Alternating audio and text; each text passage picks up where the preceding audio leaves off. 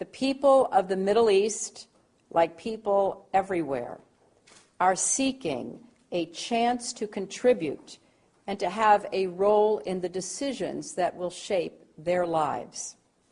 Leaders need to respond to these aspirations and to help build that better future for all. They need to view civil society as their partner, not as a threat.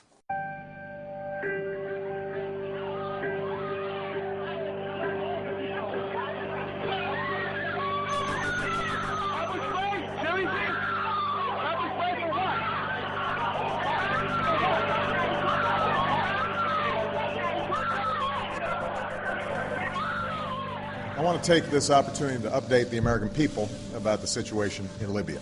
Last month, protesters took to the streets across the country to demand their universal rights and a government that is accountable to them and responsive to their aspirations. But they were met with an iron fist. Freedom of assembly, freedom of expression, and freedom of the press. Come here. You want to get arrested or no? Are pillars of an open and inclusive society. There is a clear responsibility by the Egyptian government to hold accountable those responsible for these attacks.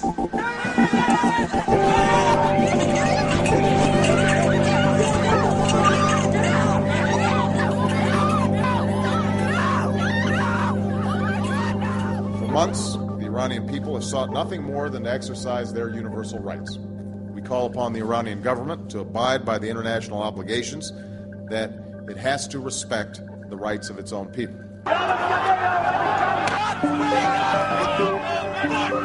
We call for the immediate release of all who have been unjustly detained.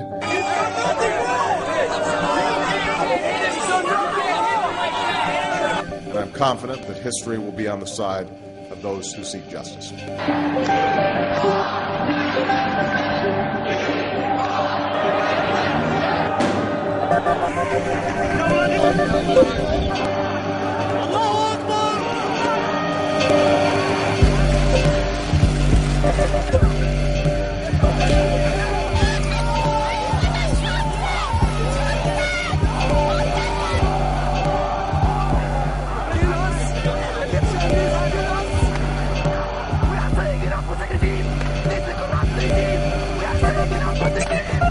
I will not stand by and just watch. I will not do it. So take me to jail right now, because I will not.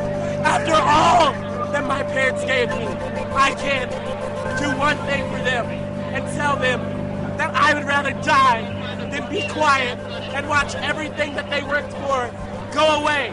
When all of God's children, black men and white men, Jews and Gentiles, Protestants and Catholics, will be able to join hands and sing in the words of the old Negro spiritual. I'm not moving. I'm not moving. And I'm not moving. I'm a law student at George Washington University, and I'm not moving. I will go to jail tonight because it's not right.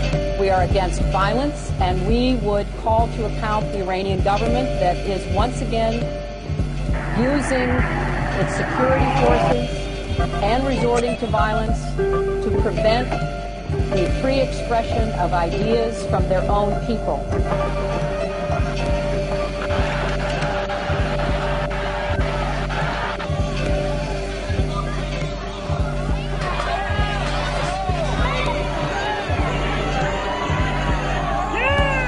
Instead of respecting the rights of his own people, Gaddafi chose the path of brutal suppression. Innocent civilians were imprisoned.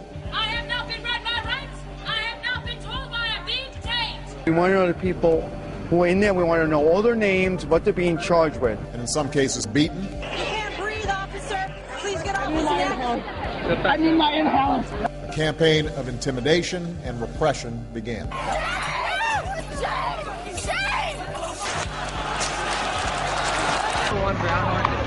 It is the responsibility of the government of Libya to respect the universal rights of their own people, including their right to free expression and assembly.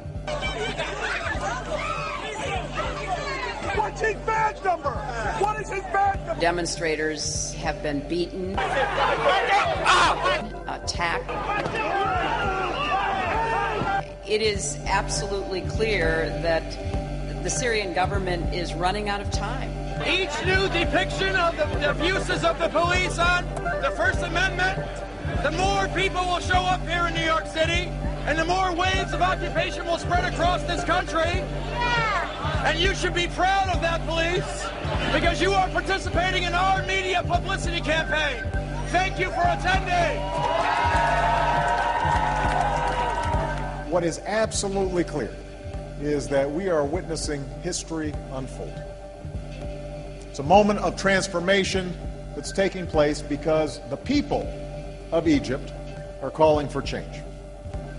They've turned out in extraordinary numbers representing all ages and all walks of life.